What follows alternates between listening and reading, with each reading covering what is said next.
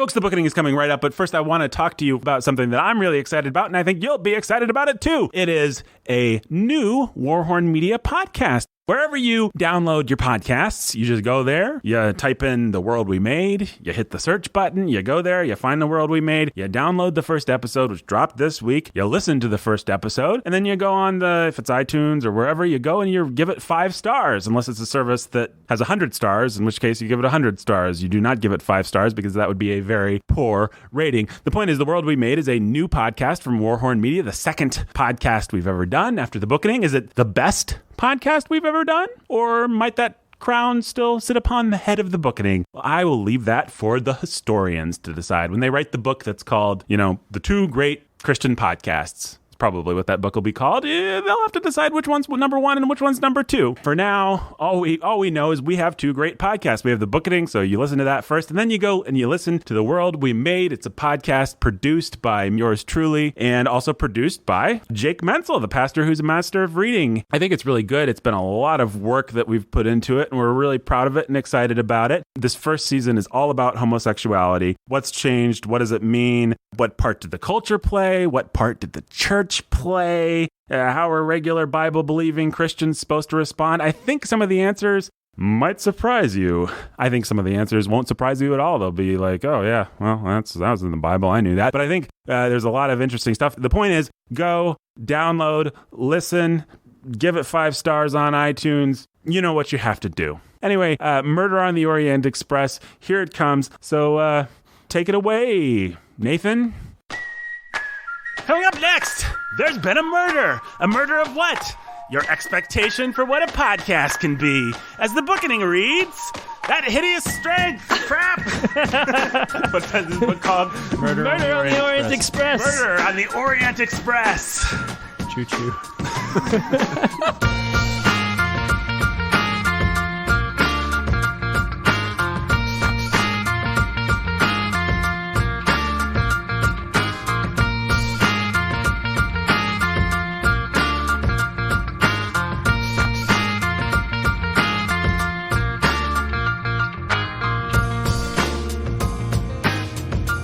Welcome to the Bookening. My name is Nathan Robertson. I am your humble and obedient host, joining you yet again for another week. And I'll tell you, folks, I am sick. Sick as... What's something that's sick, Brandon? People in New Mexico with the bubonic plague. For example. That is one example. That is one example. Are there really You're not as sick as them. Are there really people in New Mexico with the bubonic plague? Apparently. Like the actual bubonic plague, or just like... I think it's the actual... Danny was telling us I read about that this. in a headline. That people in New Mexico are sick with the bubonic plague? 3 cases. All right, well, okay. I'm as sick as one of 3 people in Mexico. New Mexico. Mexico or New Mexico? New Mexico. Old Mexico. Regular New. Mexico. No. New Mexico. I'm as sick as one of those 3 people with the bubonic plague in New Mexico. So why do I sound so cheerful and exciting? Because I'm a fantastic actor. Got my dairy drink, got my Starbucks here. Brandon, as we were walking in together into the beautiful Warhorn Studios, he said to me, Nathan, I don't want to be your mom, but that dairy drink is just going to make you even more sick. Thanks a lot for not being my mom, Brandon. You're welcome, Nathan. That's true. I do feel a lot more like crap since drinking that dairy drink, whereas I felt about as good as I have all day after taking some Dayquil before I came in here. However, shut up. I will. Yes, sir. You're in my world now. Welcome to my world. You know that song? No. Well, the person who doesn't know that song, I'll introduce him first. He, of course, is Brandon Chastain. He is the scholar, we call him. As we have from the very first episode, we've called him the scholar who's a baller of reading. How do you feel about that title, Brandon? It's growing on me. It's growing on you. I like it. So it started out, you loved it. Yeah. And the esteem in your eyes has even grown. I screwed that sentence up. The esteem in your eyes, the esteem has grown. Has grown, is growing. Is growing for that, this title, the scholar who's a baller of reading. Yeah. Did you know the term baller before we used it to describe you as the scholar? I'd heard it, but I didn't know the... Like, this is baller, yo, when you hung out on the streets with your homies. Yeah, and that's what I say all the time. Well, that's a little insight into the life of Brandon Chastain. Brandon, I understand you're very busy these days. I am very busy. right? You want me to explain why? Sure. I'm sure our listeners would love to know why. If there's one thing that people love, it's long introductions where we talk about our personal lives and stuff. So what are you busy with there, Brandon? Work. Interesting. Would they like to know the details of work, Nathan? I doubt it. Yeah, I don't think they would either. We are also joined by... Could it be? Do my eyes deceive me? No. I don't know why they would. Maybe because they've got that New Mexican bubonic plague. I was hanging out with some New Mexicans the other... No, I wasn't hanging out. I've never hung out with that. I don't know if I know a New Mexican. You guys know New Mexicans? There's a New Mexican restaurant I noticed. No, it's here in town. It's right over by... What's it called? Across from Lucky's. El Ranch. Is it El Ranchero? Has anybody seen this? I'm pretty sure. It's got like a turquoise roof. You're hallucinating. Oh. I probably have the You made bubonic this plague. up. Jake, unless my eyes deceive me, how I was... Brandon, you were saying something. Oh, I said every time I have a kid, I have a New Mexican. My wife is a quarter Mexican. I didn't know that. I didn't know that about your wife either. You find something out new every day. I messed that sentence up too. But that's okay. Popped up on white chocolate mocha frappuccino. That's what I get because I want to have diabetes by the time I'm 40. And I get some Dayquil because it makes me feel better. Those are the two things that I get or got today, in fact. But the main point of that is that we're joined by the pastor who's a master of reading. Commander Daddy himself, Jacob Menzel. How you doing, Jake? I'm great. How are you, Nathan? I'm a little sick. I don't know if you heard. I wasn't paying attention. No, I was staring out the window. There's this New Mexican. Did you say something about? There's a New Mexican bubonic plague going around. Apparently, I sure hope I read that headline right. You have it. You have it. That's too bad. I've got it. Yeah, those New Mexican. I shouldn't say anything. We were causing a panic. We need to be very racially sensitive after the 1-2 combination of cotton and Chumbawamba and all that stuff that we've had in our last couple episodes. No, but the Bookening, we embrace every race. Is that not correct, Jake? Yeah. Hawaiians. That's actually the only race we embrace. That's the only race that we embrace. So in your face. What? Oh, no, you keep going. No, Brandon. No, you go. You are always free to jump into any rap. You had it. It's established. I said so in your face, and then... That's the only race that we embrace. So in your face. What's a race that rhymes with face? You big disgrace. You big disgrace. There you go. Oh, Jake. Mm-hmm. Jake, wow. He is our rapper. Yeah. Jake is, if there's one thing that we know, the rapper in the group is Jake. Jake, how are you doing today? I'm fine. You're wearing your Jesus at IU Clear Note Campus Fellowship t-shirt. That's right, I am. And how do you feel about diversity, Jake? I feel like diversity is diverse and good. Do you guys appreciate embracing every race, sex, color, creed, political affiliation? Sure. Brandon? Yeah. Sure. Then you guys will be extra excited today because the Bookening, as a bastion of the bastion of diversity that we are, we're breaking the glass ceiling at last. We've talked about it. We've had people complain about it and say, "Why don't you have a woman on the podcast?" And I've said it's not a doing the dishes podcast, okay? It's a podcast about critical thinking, so obviously you're going to have men on it. I don't know if I should feel good or bad right now. I'm relying on your lack of critical thinking to be able to not be able to figure that out. No, the Bookening, of course, we embrace every race. We embrace everything. We embrace everyone. The Bookening is known for its diversity, and that's why we decided it was time to break that glass ceiling, time to bring an end to the gentleman's club that is the Bookening, and have a woman on. Yay! Hear, hear. And that woman, of course, is, her initials, they begin with D. The D is then followed by an M. The D stands for Danielle. It does. The M stands for McNeely. Indeed. She's Dani McNeely! We already clapped for her. Yay! Dani, tell us why you're on the show today. The correct answer is by your good grace, sir. Because you asked me to. By my good grace. You were on the show. Actually, Jake asked me to. Jake asked you to. True story. No, but I was pleased that he did it. Or he was pleased that he did it. Is that the right? Yeah. I was pleased that he did it. And Dani, you're a woman. True or false? You're a woman. True. Multiple choice. You're a man, woman, or child. Woman. Use the words I am and a woman in a sentence that makes use of an adverb and an adjective that describes color. I am happily a woman wearing gray. Very good. Thank you. Very good. Is that a participle? Hey. We're having Dani on because she is a woman, and if there's one thing that I've noticed is that women, they love their Agatha Christie. They love to read Agatha Christie, and I don't understand it. I don't really understand. I mean, well, I guess we won't get into that quite yet. But they love to read. Every woman on the planet likes to read Agatha Christie. True or false? False. But you like to read Agatha Christie. Mm-hmm. And I'm every woman. And you're every woman. It's all in me. Therefore, true. For the purposes of the Bookening, you are every woman. You represent the entirety of womankind. You are going to either do your sex proud, the fair sex, as That's I like the plan. to call it, or do your sex shamefully. I'd It's like all to up to you. avoid that. The entire reputation of womankind on the Bookening lives or dies according to you. Bring it on. Wow. Okay. There you go. Wow, yes. She's a strong woman. That's what we like. Strong women, like that Wonder Woman. Jake, you like that Wonder Woman? She runs around in her underwear. She kills the Nazis. She's not so much. Yeah. She's basically just a biblical womanhood personified. Yep. An Ezer woman. How do you feel about those Ezer women? You like those Ezer women? I abstain. You abstain? You plead the fifth? Dani, you're a woman. You go to our church. You're married to who? Alex McNeely. Alex McNeely. And Alex McNeely, he does the books for Warhorn Media, right, Jake? That's right. How would you rate his service 5 stars. as an A+. accountant and a guy? What would you call Alex? What do you call Alex? Like Honey Boo Boo or something like that? What do you call him? I usually call him Al. Al.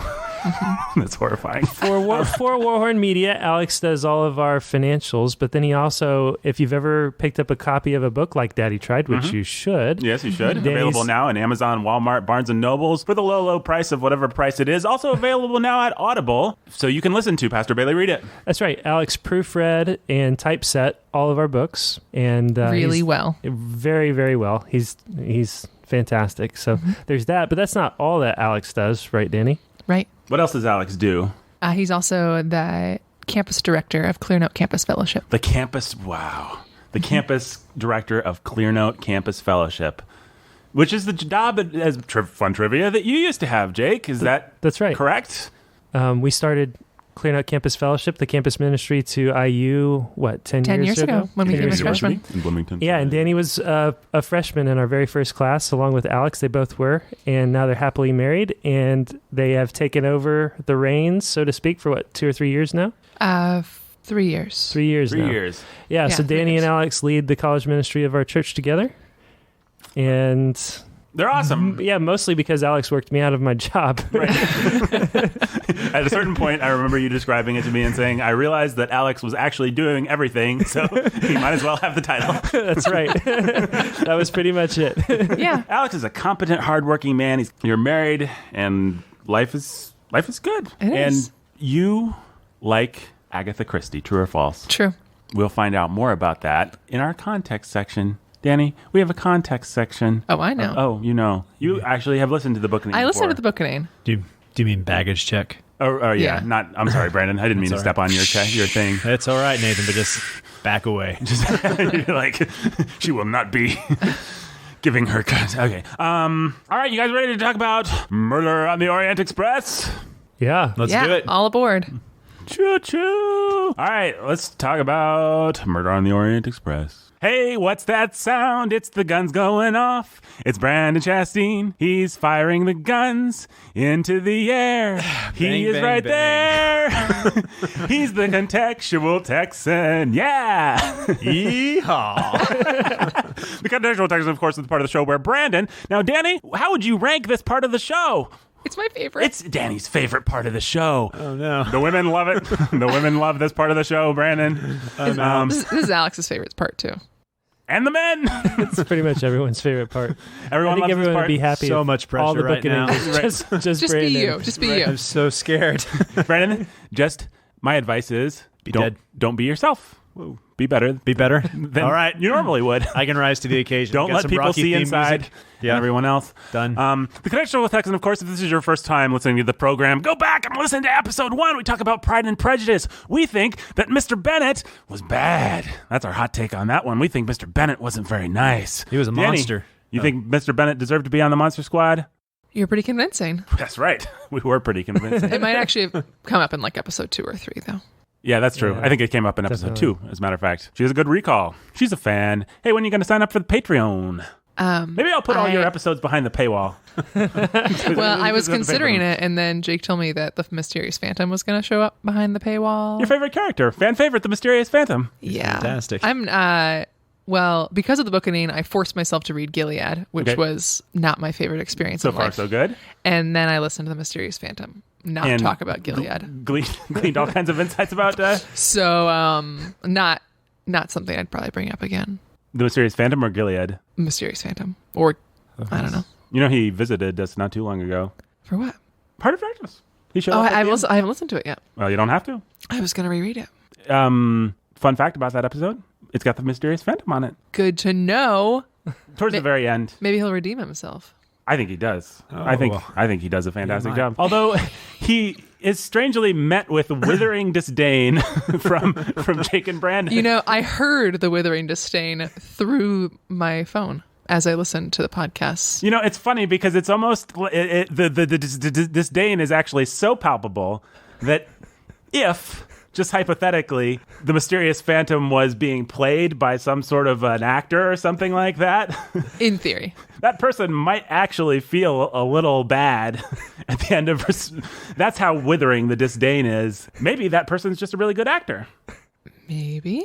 Obviously, the Mysterious Phantom is one of the great characters in podcasting. False.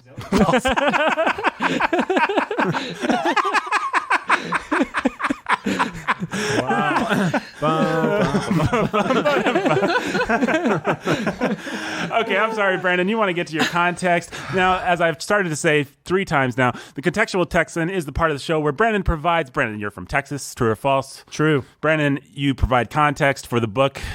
True or false? True. Brandon, multiple choice. A train leaves the Orient at... This is a multiple choice. No. All right, people. All right. So what Brandon's going to do, he's going to usher you into your favorite segment now. He's going to talk to you about Murder on the Orient Express and Agatha Christie. Yeah. Brandon, take it away. Well, And he's got his notes this time. I have my notes. There aren't too many of them, though.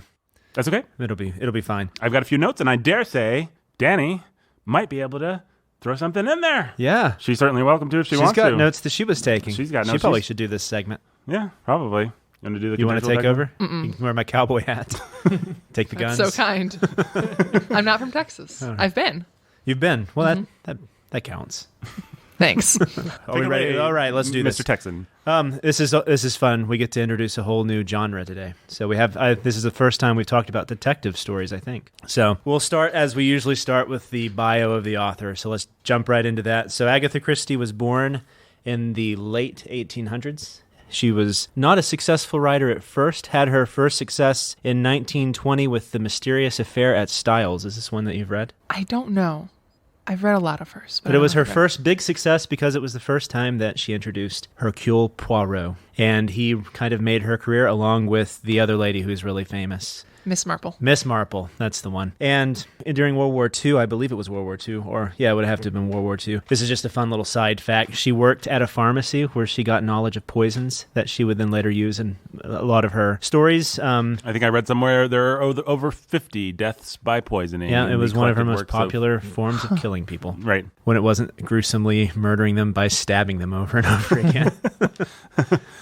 We should say this. There will be spoilers, folks. Oh, yeah, and big since just spoilers. about the only point of reading an Agatha Christie novel is to not have it spoiled until Agatha Christie spoils it through her prose. I don't know.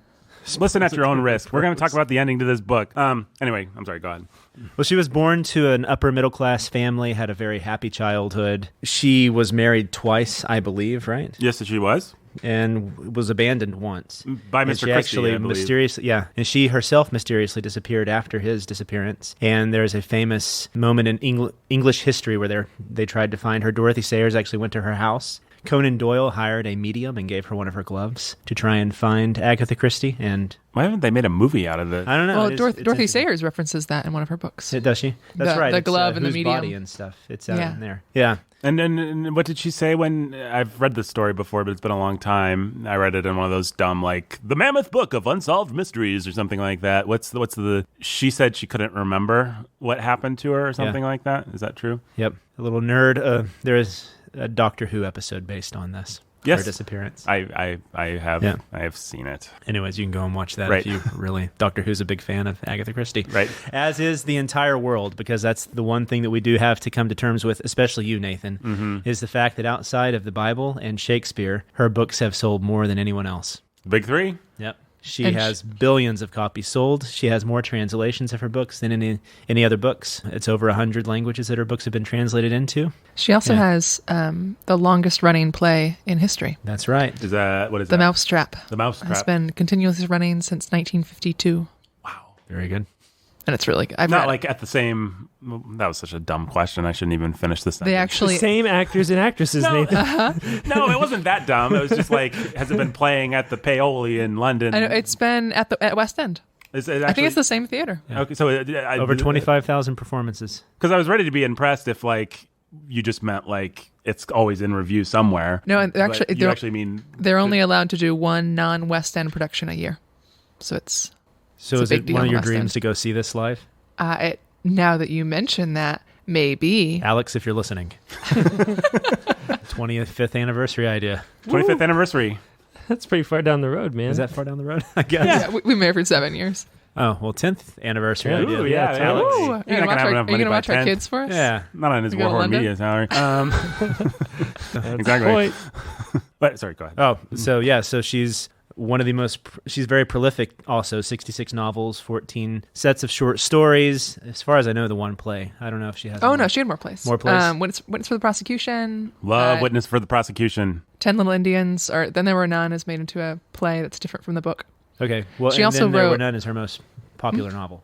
What's that? Oh, and Then There Were None is her most popular novel. And an Understandably. interesting fact about that is that she would often change who the murderer was because she would adapt a book into a play and vice versa. She would do things like that. I believe, and Then We Were None in the movie version that she wrote from the old movie version and the book and the play of 10 Little Indians. I think there's 3 different people that did it in all 3.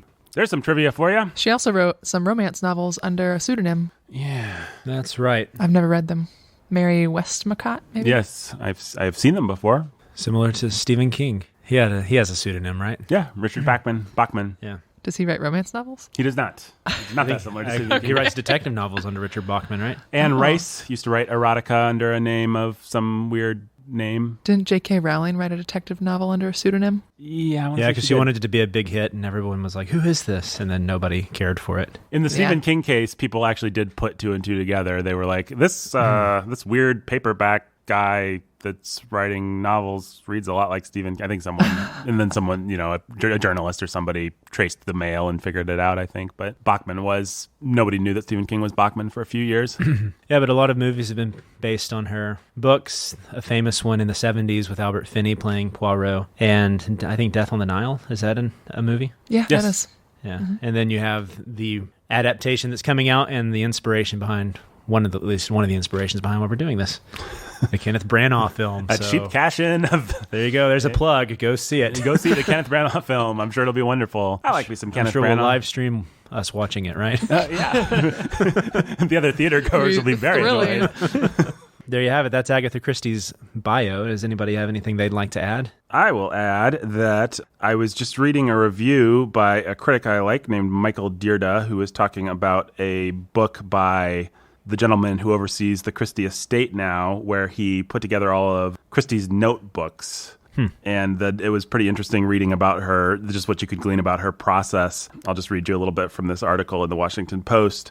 For the most part, Christie worked out her ideas in cheap school exercise books. The attractive end papers here show the faded blah, blah, blah. As Christie says in her, As Christie says in her autobiography, she would pick up a notebook at random and jot down an idea or outline a plot twist. Elements used in a single novel might thus be scattered through several notebooks, or material about 3 or 4 different mysteries might be touched on in just one notebook. The one labeled number 35, for instance, contains 75 pages devoted to 5 little pigs, 75 about 1-2 buckle my shoe, 8 pages about something called N or M that we don't know what it turned into, and 25 pages of general ideas. It also contains shopping lists, telephone numbers, and something to remind herself of a hairdressing appointment. But if you look through her notebooks, you'll find things like nitrobenzene.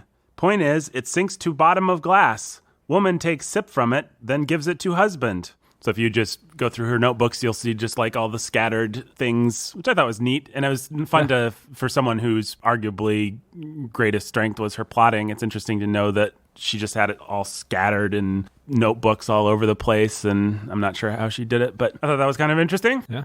Well, the whole intricacy, as you're pointing out there, that she would draw all the details together, that is elemental to the style that she was a part of, this new genre, which is what we're talking about, detective fiction. And so the structure of detective fiction was really solidified with, I guess, with Arthur Conan Doyle is where we see the earliest real detective stories, even though they go back further than that. So let's talk about detective stories. Let's talk about detective stories. Let's do it. It came out of, I think have we had a Gothic novel yet? Not really. We've talked about the Gothic novel. We haven't had one. We haven't read Wuthering Heights. That's No. the famous one. No. Or Frankenstein. The closest we've came is Dracula, but that's not really. Yeah, that's where we talked about Gothic novels. Right, So that's where I was trying to remember because we had talked a little bit about it. So when we do that, I always like to tell people they can go back and listen to that if you really want to know about Gothic novels. But some of the elements there are, you have the old mansion, you have the interesting people who get involved with the mystery, and then you have the mystery at the heart of it. And so those are the elements. You can see it in Turn of the Screw, an American version of it, well, pseudo-American. Henry James is a strange character. Right. You can set him aside right now. You also have it with Edgar Allan Poe, who people often look to as being the father of the detective story. And I had to write down the name, Augustin Dupin, Who was I'm directly... sure you've read these. Oh, yeah, directly. Well, yeah, I mean, obviously, as we know. I've read Edgar The Allan Murders Poe in the is my Rogue favorite. Morgue. Those 4 stories or whatever it is, what is it? Murders in the Rogue Morgue, and Purloined Letter. Purloined Letter, the murder of Marie Ackroyd, or no, that's Roger Ackroyd. That's Roger Ackroyd. That's Agatha Christie. The murder of somebody or other. Those were directly the inspiration for Conan Doyle, were they not? Yeah, they were. What Edgar Allan Poe introduced to the Gothic, to the mystery novel, was the detective. And so before then, you didn't have this figure quite like the detectives that we know today and the elements that go into the detective. So he's an eccentric person. He's extraordinarily brilliant and charismatic. And those are the elements that kind of make up the detective. And so if you think about the famous detectives, you have Sherlock Holmes, you have Lord Peter Wimsey, you have Father Brown, you have Hercule Poirot. These guys, they all kind of fit that mold where they're otherworldly type figures. They come in with their massive intelligence and are able to analyze the scene and just observe things that no one else can observe. And so, as far as I remember, Augustin Dupin, or Dupin, however you say his name, falls into this category, right? Yeah, absolutely. Yeah. One of my favorite early examples, and it's kind of fun. As I was reading this, I was ranking my favorite detectives. One of my favorite examples is in Bleak House with Mr. Bucket. Yes. But he follows that tradition as well. He comes in and with intelligence and acute observation is able to solve the mystery. And it's in the 1850s where we see this, what we now take for granted as a trope that we all enjoy. You see it with Sherlock, the TV series. You see it with all the CSI shows on TV. You see it with one of my favorite detectives, Foyle. Has anybody ever seen Foyle's War? I've watched a little bit of it, yeah. But yeah, so they follow in this tradition that was actually started in the 1850s and is actually in the scheme of storytelling, a fairly new tradition. And so one of the most famous progenitors of it is Wilkie Collins. The Moonstone. Who wrote The Moonstone, yeah, which T.S. Eliot called the greatest detective story, and Dorothy Sayers also called one of the greatest detective stories. He was one of Dickens' protégés. So if you haven't read The Moonstone, you should. I guess we probably will one day. Yeah, sure. By the time you get to the 1880s, you get the most famous of the detective authors, Conan Doyle with Sherlock Holmes, who is the iconic detective, the one that everybody looks back to, but he isn't the original. That's the main point here. And then after Conan Doyle, you have what's called the Golden Age. And the Golden Age of the detective novel, you know, the queen of the Golden Age, the one who everybody says brought it in and who oversaw it. Ever could it be? Let me try and deduce. It is. Using my little gray cells. Use your little gray cells. You're going to be so excited to hear. I can't figure it out. You're just going to have to reveal it.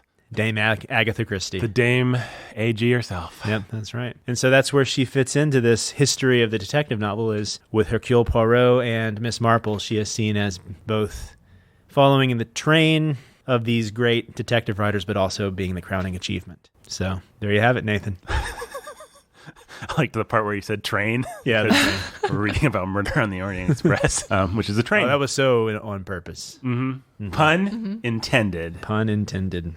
So just to then think about structurally what the mystery is and what it was at her time, it kind of had a set form. You had the detective, we talked about who he was, and then you also had the structure that it was supposed to follow. So somehow you have a large group of people that end up together. There's usually one person who is the obvious target. Everybody has to have some possible motive. And then there's the element of the least likely suspect. But one of the things that Agatha Christie did was she wouldn't always go with the least likely suspect. It would often be a fun twist on that. Or maybe it would be the person you suspected in the first place and trying to throw you off the trail. And so she had some fun with these elements.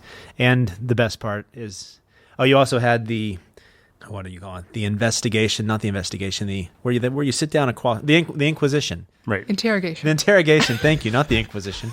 Nobody suspects the Spanish Inquisition.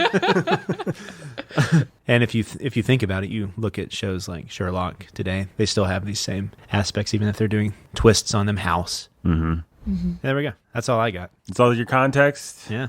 Nothing to add. Nothing to add.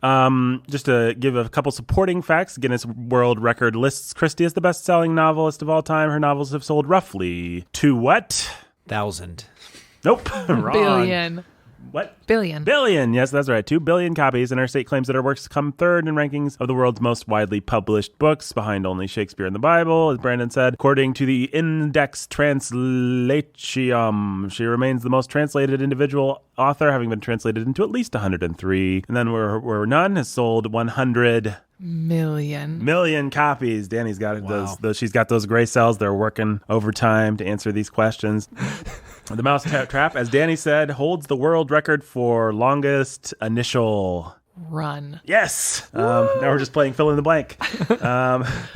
It opened at the Ambassador's Theater in the West End. I guess I should have read my notes and I would have been able to answer my own question earlier. It opened at the Ambassador's Theater in the West End on the 25th of November, 1952, and as of 2007 is still running. After how many performances? If you can get this one, then you really do have some gray cells. 25,000. Oh, you looked that up.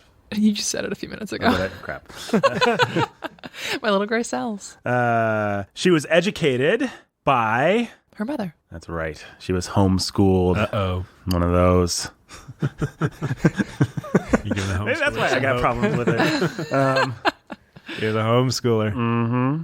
Twice in her life, she saw Hercule Poirot, whatever. She saw him. What do you mean? I don't know. I didn't bother to read beyond that. I think she just saw some dude that looked, I don't know, maybe she was crazy. Her mom was claimed to be a mystic psychic of some sort. Right. Yeah, and I've seen she has some mystic kind of stuff. I saw one of those, I think it was a Miss Marple series that had like some ghosts and stuff kind of show up, like some seances and kind of mystical. Arthur Conan Doyle was into that kind of stuff too. Yeah. Yep. That's why he gave her glove to the seer. Yep, that's true. Tying it all together. Christie's autobiography makes how many references to her disappearance, Dani? None. And then there were none, that's right. A lot of people say that the disappearance was just a publicity stunt. A lot of people said that at the time, too. It's always been weird. And I think it did garner her a lot of publicity and help drive sales and stuff like that. So who knows? Brilliant one if it was. Yeah. Yeah. I mean, what if, I guess we don't have any... Jake were just to disappear. If who? Jake were just to disappear. If Jake just disappeared, yeah. The Bookening downloads would go through the roof. There was that time he died. Yeah. Oh, I wanted to read to you guys from Wikipedia's page. Oh, right. About mystery fiction. Wikipedia had... Oh, no. Dani? We were looking at this earlier. As a human being with a brain, I think you will particularly enjoy this quote from Wikipedia. I cannot wait. Shoot, I just... pulled up a picture of Edgar Wallace by accident. How did you do that? I was on Edgar Wallace. I may or may not be a nerd.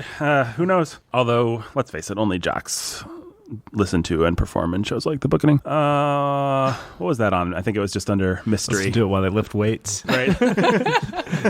If people don't know, Dani can actually testify to this. Me, Brandon, and Jake, as we always do, are in fact... lifting weights. That's right. Right now. Yeah. Doing bench presses. I'm on my 20th rep. For my 20th rep.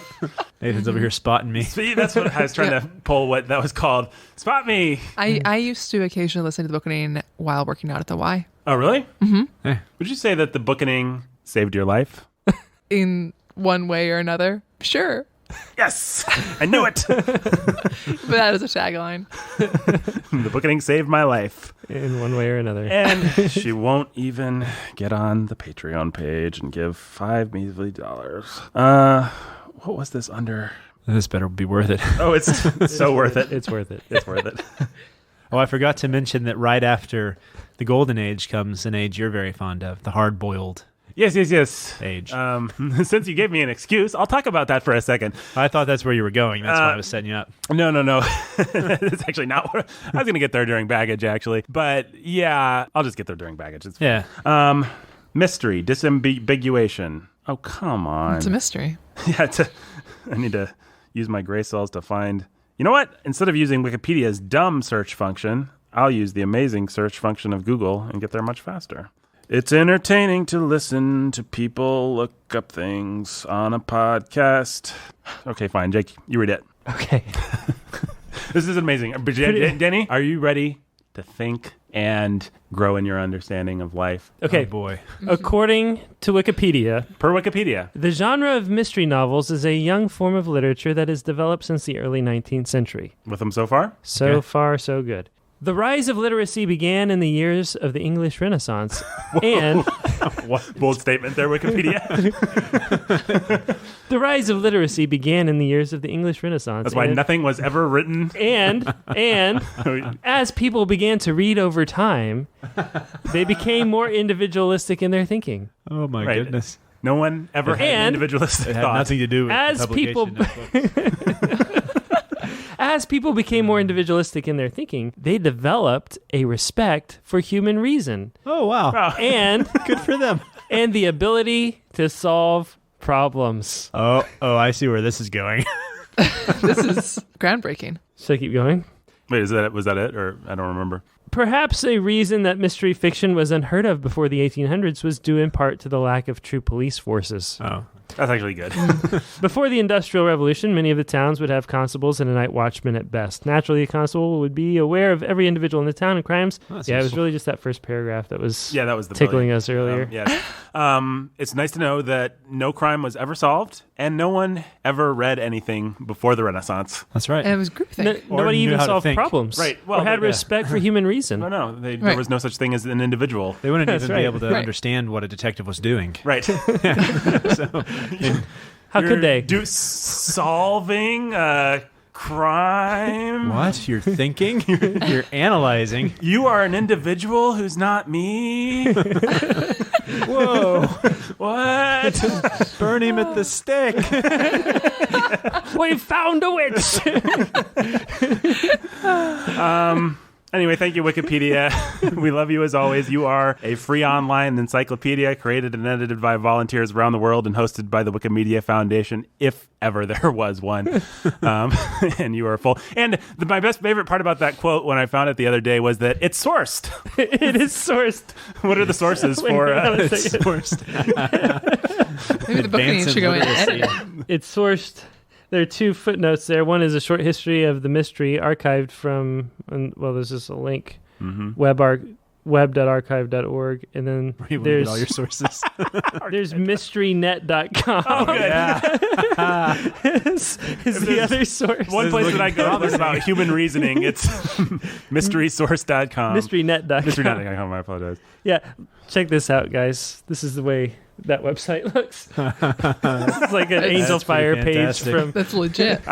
from the 90s. You know a website's good when you're shocked that a MIDI doesn't start playing. I mean, that's why I get all my news from InfoWars.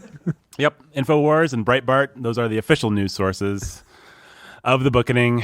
That's not true at all. All right. Well, that was some good context. Brandon, great context. Thank you. As always, everyone's favorite segment. Now we're moving on to the slog that is the rest of the show. Just turn it off. Yeah, you can turn it off Go here, ahead, turn folks. it off. Yep. What's that sound? It's the airplane! Indicating baggage check. Part of the show where we talk about our baggage. Dani, I will give you the choice of whether to go first or last. You want to go in the middle? You can't. If you wanted to go in the middle, you're not allowed to. But you can go first if you want to, or you can go last. What do you think? I'll go first. You go first. Okay, Dani. Yeah. What baggage did you bring to Murder on the Orient Express by Dame Agatha Christie? So I started reading Agatha Christie around middle school or high school, I think. Middle school or high school? Something around there. I remember high school. I remember I had a collection of her plays and reading them very late at night, huddled under the covers. The Mousetrap is a particularly creepy play. With a flashlight? No, I had a nice little lamp. How did my this bed. lamp's light transcend the covers? Oh no, I my head and the book were outside the covers. Okay. I'm gonna need The you rest to of me was be under more accurate in your descriptions I'll work on that. from here on out. Thank you You're welcome. for editing my speech. You're welcome. But you can feel Yeah. free to thank me as often as you need to. Thank you. So you were in high school. Yeah, so I read Do you remember who got you into it, or no, I don't know if maybe were you a voracious reader? yes. Of what? What were some of your other favorite books growing up?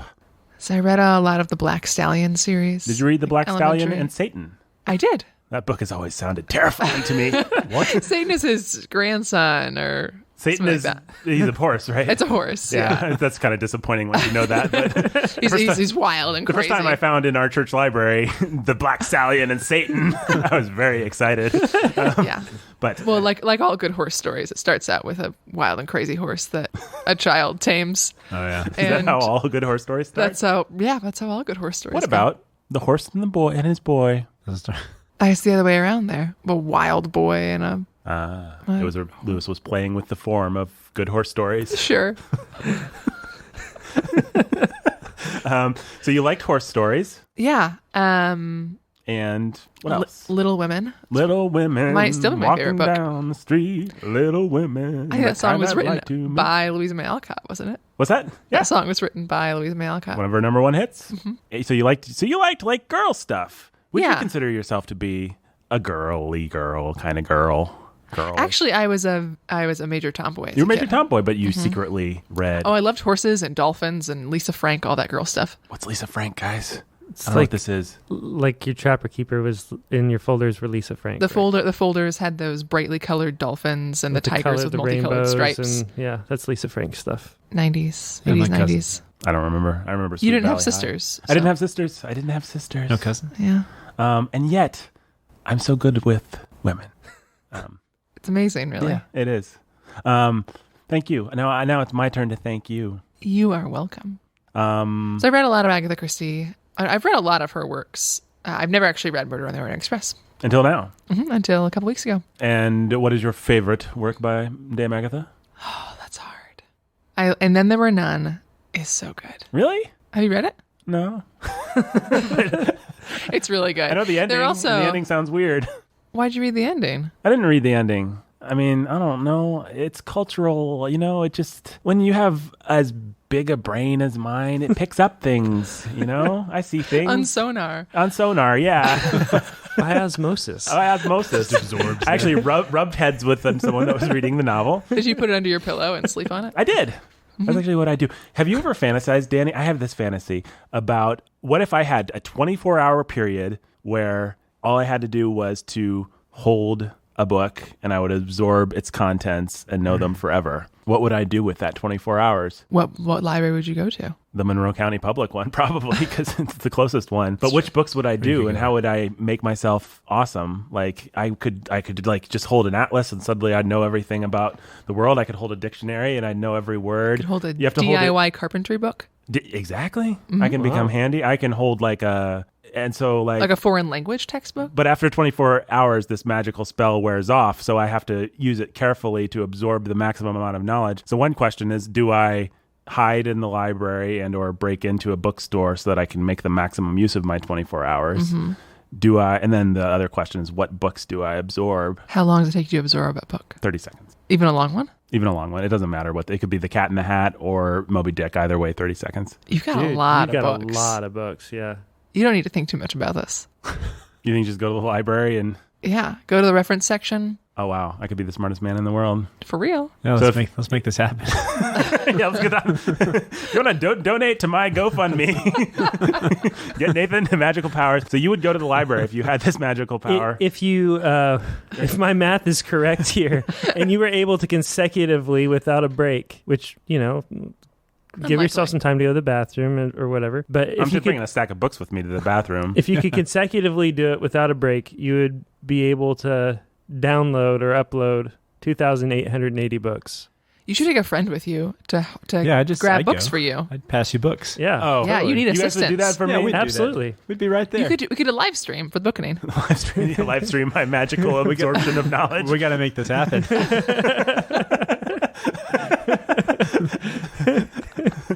You know, the funny thing about that kind of fantasy is that at a certain point, after you spend like 10 minutes fantasizing about that, you suddenly realize this is a fantasy. I could just make it so that I know everything. Like that could be the fantasy instead, and you're disappointed because But you need limits to make it interesting. limits are more interesting. It's like, what would I do with Gotta $1 have the million rules. is a much It's like more one of interesting the thing to think about than what would I do with $1 cardinal billion. bookening Yeah. So you would go to the would you go to the library or to Barnes and Nobles if you had this magical power, Dani? Oh, the library. Oh, the library. You think? Yeah. Yeah. You will be able to read more James Patterson novels if you go to Barnes and Nobles. Barnes and Noble are going to sift through a lot more multiples. That's true. Yeah, I think the library actually is a pretty good bet. Yeah. Because a lot more individual books. Would you And absorb? a lot older books, too. Would you absorb novels, or would you absorb? I'll open this to the whole floor. Would you guys would you want to just oh, I never really want to read this novel, I'm going to download it, or would you mostly do informational? Like, I'd like to speak French, so I'm going to. I would totally mostly do informational stuff. The kinds of things that I wouldn't actually want to read. So you just become a carpenter, a car mechanic, machine gun, a reference nest library. guy, Yeah. yeah. Isn't this just the Matrix? Oh, where she's like, give me a helicopter download. I know Kung Fu. I know Kung Fu. It's basically the Matrix. Did I mention that I can kick people in this fantasy? And dodge bullets. Maybe I don't want to come to the library with you. I wouldn't kick you, Dani. I'd kick there'd be people that are like, don't let that guy Hugo absorb Weaving. the world's knowledge. And they'd try and stop me, and then I'd kick them. It's getting more interesting. What would you do, Brandon, That with might this make it power? What would you I suddenly say, Brandon, I've given you the power to absorb knowledge by holding a book for 30 seconds, and then you'll know that book cold. If there's vocabulary in that book, you will know that vocabulary. Where would you go? What would you do? Do the information stuff too. You want to read a book. You want to read fiction and poetry, but it's the stuff that you don't have to read and enjoy. That's where I go. It'd be nice Without a doubt. It'd be nice to have some poetry memorized. Yeah, that's true. Yeah. Yeah. I would Especially- Just have it in your mind. Be able to call it up and Yeah. think. Yeah. Good point. So I think I maybe would read some non-information stuff. Well, remember, all you got to do is grab a omnibus of the complete works of Shakespeare, hold The it for Norton 30 anthology. seconds, and You got it all? Yeah. Norton anthologies would be your best friend. Oh, yeah. Yeah, man, Yep. this is good stuff. Just go to the IU library. They've got all sorts of anthologies. Yeah. Would that be a smart thing to do or a dumb thing to do? I wouldn't do that. It'd be dumb if you wanted children's literature too, because I'd That's what I would go to memorize some children's fairy lit. tales and stuff like that. So I just tell them to my kids without having to read the books. Yeah. I actually recently read about a woman who said she purposely memorizes books like Hop on Pop so she can close her eyes and turn the page and read to her kids. Yeah. And just lean back and nap And eventually, you just while memorize she recites it anyways. to them. It's like the millionth time I've read It's a Good Night mom Moon hack to if ever Lucy. there was one. What's that? So that's a mom hack if ever there was one. Well, this has been some interesting baggage. Thank you, Dani. Dude, I have some more baggage. I know. Go on. So I love, and then there were none. I remember reading that in high school. I thought we were assigned it, but Alex said we weren't. So You and Alex were in school together? we met in freshman year English class. Oh, really? Did you see him walking down the gymnasium with a... No, we met in English class and we would trade the crossword back and forth. The crossword. Mm-hmm. Wow. Was one of the... You have a Did very he put in a clue that word-centric said relationship. what? Well, no, he would get as far as he could and then pass it to me, and I'd get as far as I could and pass it back. I see. Mm-hmm. Who got farther? Now we can both do them by ourselves, so that's... Oh, you've grown Good. apart.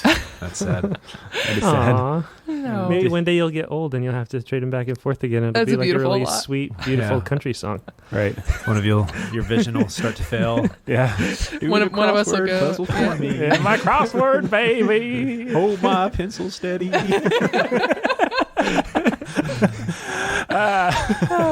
I would listen to that song. I would Someone- write that song. Pointed a gun at me. Maybe. Are we in a pickup truck during this song? Yes. Yes. By the lake? You actually I was crashed sitting on a because you're- porch out of a porch. A swing. porch, yes, a porch swing. That's good. I think just one of you goes senile, and you're basically he goes senile. Like the Notebook. Yeah, basically, and you're doing the crossword for him. And at some point near the right before he dies, he comes to and he sees and he's like 5 across, love, and then he's like, then you're like, I'm going to lay down next to you and die at the exact time, and it's going to be so sweet, and Ryan Gosling will kiss me in the rain. I hate The Notebook so much. Anyway, your baggage. Yeah. So I remember as a kid or as a teenager, I liked Poirot a lot. And then as I read them now, I prefer Miss Marple. Really? Mm-hmm. So I don't know if I'll mention it now. So Poirot is big into the little gray cells and the psychology and all this. Miss Marple's shtick is that everyone she meets, she compares to someone she already knows from her small town. So she meets this new guy in town, and he's so much like Bobby the apothecary's son. And of course, you find out later that Bobby the apothecary's son killed somebody. So they're slightly different. Miss Marple's stories are a little, I don't know. She's not this big charismatic figure, like the detective she is. Sort of defies that. Yeah, she does. Well, that's. I guess I don't know her that well. But that's sort of what she's makes kind her of- eccentric too. Right? Well, she's surprising. She does the best. Everyone sort of. Am I wrong? I haven't really seen a lot of Miss Marple, and when I say seen, I mean on the TV, because that's how I get most of my Agatha Christie. She's kind of one of those people that they always kind of underestimate her, right? Like they're always like, "Who's this old bag here? She's not gonna." And then she's like, "I just solved a mystery." But she uses it to her advantage too, to sort of. Yeah. She can blend into places and overhear sometimes things, get she people pretends to be slip. a stupid old woman, and so she's a little. I like her. I enjoy the Miss Marple stories. I think the really, really good ones are the Poirot. There's one, and then there were none, which is not a Poirot or Miss Marple. She wrote a lot of stories that weren't with either of them. Right. There's Mousetrap's not either of them, right? Tommy and Tuppence are. Is that her? Yeah, I don't know if they're a married couple or brother and sister who solve crimes, but she's a number of stories with them. They're like flappers or something, right? Or something younger, kind of. They're younger, yeah, but Tommy's not a flapper because I think only women are flappers. Well, So she's a they're flapper. like jazz age kids. Yeah. Like Fitzgerald character. Yeah. They wear those hats Interesting. like newsboys wear, like the Newsies. They wear Newsies Like the hats. Newsboys? Like the Newsboys, yeah. Christian band. They're like my favorite band. The Newsboys. I've seen in... No, I haven't seen. I saw New Song in concert. I've seen the Newsboys in concert. I've seen them a couple times. Twice. Yeah. Wow. Yeah. Right on. You guys are so cool. Oh, yeah. I think I saw the Breakfast in... No. Was it the Breakfast in Hell tour? Or was it the... I saw the... Oh, they did Breakfast at Home? Stand up to the microphone or whatever. Yeah. Oh, that's a Captain good Crunch's When waving your farewell. toast is burned and all the milk has turned and Captain Crunch is waving farewell. When the big one finds you, may this song remind you that they don't serve breakfast in hell. Wow.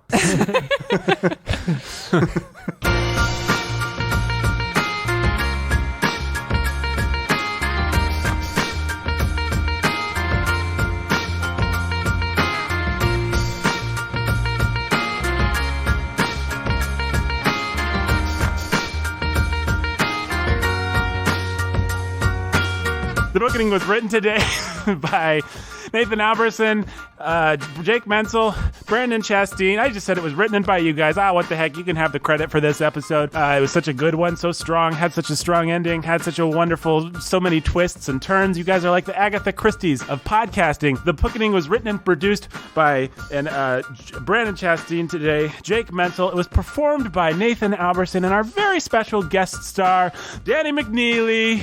Let's hear it for... guys. Yay! And you can go to warhornmedia.com for more great content. Including content from Dani McNeely herself, who has written a few articles. Oh, yeah, for including us. some great articles by Dani McNeely. One of them had a picture by the Mormons. We had to change it. It's true. And that is the best way to tell that story. Yeah. Check out Dani and Alex's work in the college ministry at jesus@iu.com, and go ahead and open your wallets and give to support their ministry while you're at it. That is exactly right. Thank you. Yeah. Send money to Dani in an envelope with her name on it and her address and some stamps. Would you like that? I would like that. You can also support Brandon's oil business. If you need oil done or you need... Do you make oil? Brake pads changed. Come on down to my house. Yep. Brandon's oil. When we say Brandon's oil business, it may sound fancy, but actually he just... I'll change your oil for Yep. you. He works at Grease Monkey. Yep. Thanks for listening, everybody. Thanks for being on here, Dani. Thanks for having me. I love being diversity. You're welcome.